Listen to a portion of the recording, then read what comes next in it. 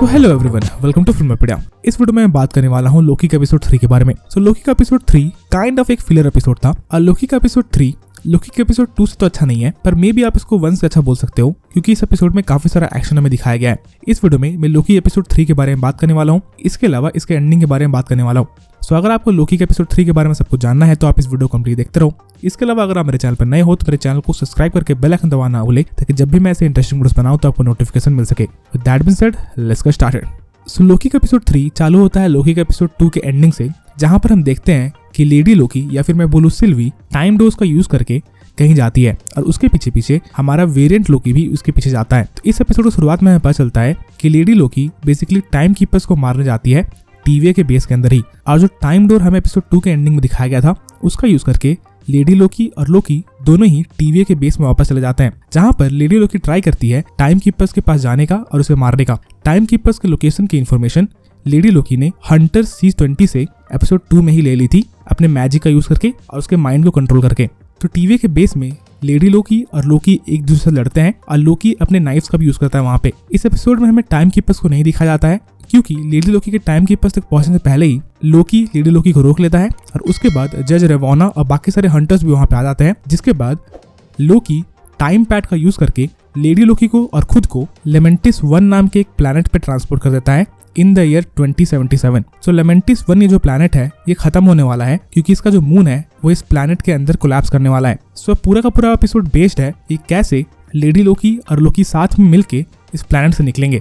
लेमेंटिस 1 में पहुंचने के बाद लेडी लोकी और लोकी एक दूसरे से लड़ते हैं, पर इवेंचुअली उन्हें साथ में काम करना पड़ता है इस प्लैनेट से निकलने के लिए क्योंकि जो टाइम पैड था उसके अंदर चार्ज खत्म हो गया था और अब वो टाइम पैड और टाइम डोज नहीं खोल सकता था। इसलिए अब लोकी और लेडी लोकी लेमेंटिस 1 में ही फंसे हुए थे। इसके अलावा इस एपिसोड में पता चलता है कि लेडी लोकी का असली नाम सिल्वी है, जैसे कि हमें एपिसोड 2 के एंड से ही पता था क्योंकि एपिसोड 2 के क्रेडिट्स में सोफिया दी मार्टिनो को सिल्वी करके मेंशन किया गया था। तो बेसिकली लेडी लोकी एक वर्जन ऑफ लोकी ही है, बस उसका नाम सिल्वी है। तो बेसिकली मार्वल यहाँ पे कॉमिक्स की सिल्वी को यानी कि इंचेंट्रेस को और लेडी लोकी को मिला के सोफिया दी मार्टिनो कैरेक्टर बनाया है इस सीरीज के अंदर। इसके अलावा इस एपिसोड में हम देखते हैं कि सोफिया दी मार्टिनो की लेडी लोकी या फिर मैं बोलूं सिल्वी और लोकी मिलके लेमेंटिस 1 से बाहर निकलने की कोशिश करते हैं और वो अपने टेम्पेट को चार्ज करने की कोशिश करते हैं, जिसके बाद हमें पता चलता है कि बेसिकली इस प्लैनेट से एक शटल उड़ने वाला है इस प्लैनेट के सारे रिच पीपल को लेके, और बेसिकली लेडी लोकी और लोकी इसी सेटल में पहुंचने की कोशिश करते हैं। शुरुआत में उनका प्लान रहता है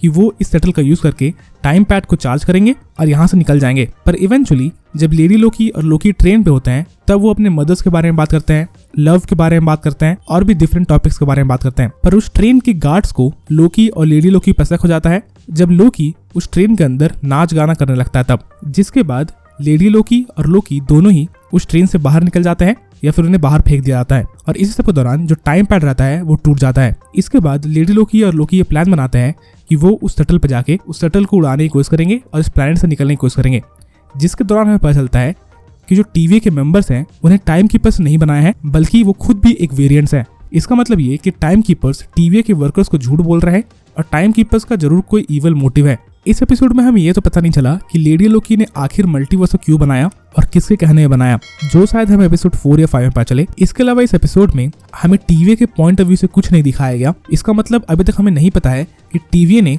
नेक्सस इवेंट होने से रोका है या नहीं। ये सारी चीजें हमें एपिसोड 4 में पता चलेगी। हो सकता है टीवी के लोग इस नेक्सस इवेंट को नहीं रोक पाए और उसी नेक्सस इवेंट के कारण MCU में मल्टीवर्स का क्रिएशन हो। इसके अलावा एपिसोड 3 के बाद ये बड़ा सवाल है कि अब लेडी लोकी और लोकी लेमेंटिस 1 से कैसे बाहर निकलेंगे क्योंकि उनके पास टाइम डोज की टेक्नोलॉजी अब नहीं है। इसके अलावा वो स्पेस शिप्स को भी यूज नहीं कर सकते हैं। तो अब ये देखना काफी इंटरेस्टिंग होगा कि कैसे वो लेमेंटिस 1 से निकलते हैं।